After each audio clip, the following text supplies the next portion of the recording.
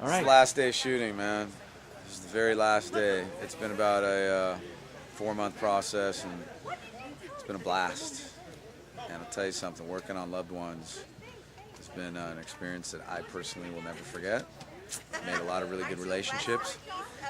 More than any, I have to say that it has been a highlight of my 20-year show business career working with Shawn Cain and learning a lot together as partners.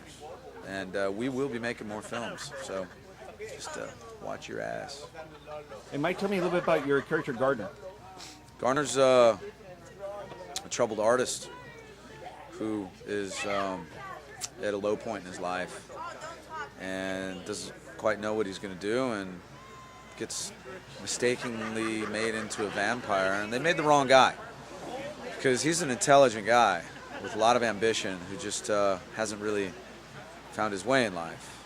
And suddenly, as a vampire, he does find his way, and he finds a very impassioned path to his directive, which is to rule, which is to be a leader. Don't you see? We want to be free. I have lived as a feeder for over 100 years.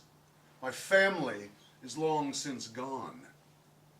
You have not lived under the cloak yet a year. Your word means nothing, boy. Yes, yeah, it's true. I have not lived long as a vampire,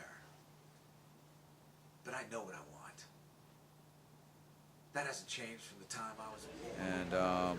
And then he mistakenly makes a beautiful girl, not mistakenly, but wants to kill her, but falls in love at first sight and decides to make her into a vampire. She becomes his partner.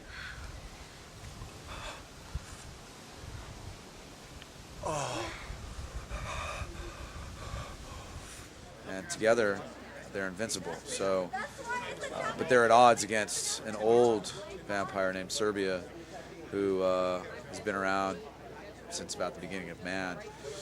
And the two ideals of these clans clash, and it makes for a really good story. So, a Gardner's a complex guy, kind of like me.